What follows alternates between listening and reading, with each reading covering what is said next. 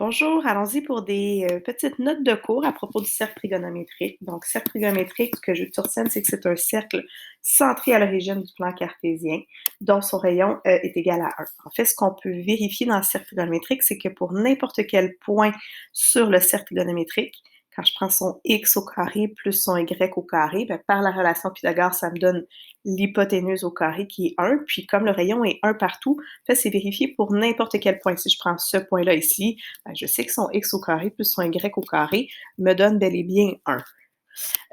Au niveau des points trigonométriques, donc qu'est-ce que c'est un point trigonométrique? C'est l'ensemble des points qui se retrouvent sur la circonférence du cercle trigonométrique. Toujours deux façons de les noter, il faut connaître les deux, soit par l'angle en radian, soit par ses coordonnées x, y. Angle trigonométrique, allons voir la prochaine diapo pour pouvoir voir la définition. Un angle, de façon générale, se définit par l'ouverture qu'il y a entre deux côtés.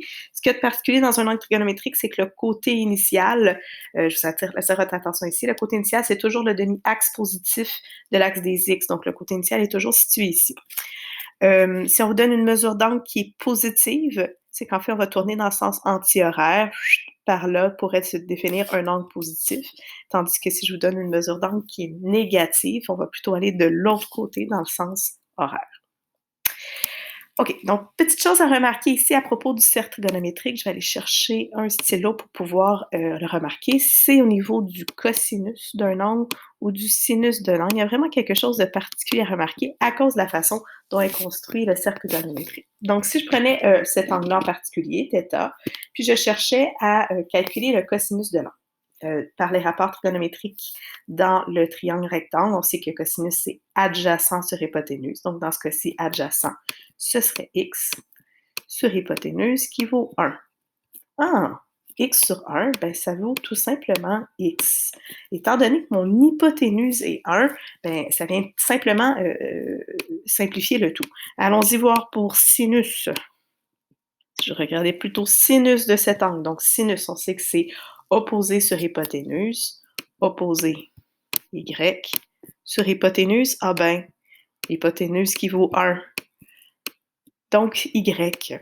Et c'est pour ça qu'on pourra déduire une grande égalité ici. À chaque fois qu'on vous donne les points x, y pour un certain angle en particulier, on pourra dire toujours que c'est que le x qu'on a ici correspondra toujours au cosinus de l'angle et que le y ici correspondra toujours au sinus de l'angle. Toujours, et pas seulement dans le premier cadran. Donc, ça donne une grande ouverture, ce cercle trigonométrique-là, à pouvoir trouver les cosinus et sinus des angles non seulement entre 0 et 90 degrés, mais pour l'ensemble des angles possibles, autant positifs, négatifs.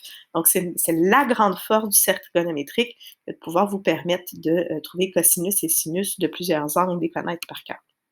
Donc, élément très, très clé à pouvoir identifier pour vous dans vos notes de cours.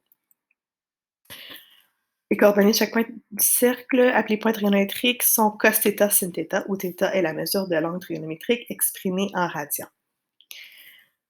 Voilà. Bon, un petit rappel ici, on avait déjà vu les rapports trigonométriques tangente, sécante, coséquente, cotangente. Il y a toujours moyen de pouvoir amener ça à cos et sin. Donc, à proprement dit, si vous cherchez la tangente d'un angle en particulier, avec le sinus et le cosinus que vous pourriez retrouver dans le cercle trigonométrique, vous pourriez également trouver tangente. En fait, c'est la même chose pour l'ensemble des rapports trigonométriques.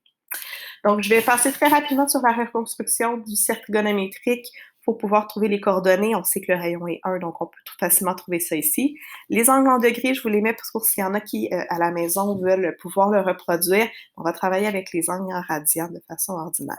Donc, ici, on l'a déjà vu ici, racine de 2 sur 2, racine de 2 sur 2. Ce qu'il faut savoir, c'est qu'au niveau de la construction des autres points, allez-y par symétrie. Dans le deuxième cadran, le x sera négatif. Dans le quatrième cadran, c'est le y qui sera négatif. Et ici, pour ce point-là, c'est x et y qui sont négatifs puisqu'on s'en est situé dans le troisième cadran. Il y a une symétrie sur axe des x et y qui est à noter ici. Même chose ici, par le théorème de l'angle de 30 degrés, on sait que le côté opposé à l'angle de 30 degrés vaut la moitié de l'hypoténuse, donc le y ici vaut une demi.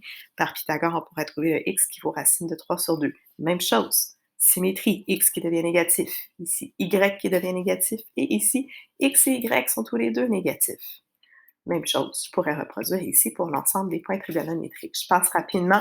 Il faut donc être capable d'avoir les deux notations sur l'angle en radian et sur les coordonnées x et y.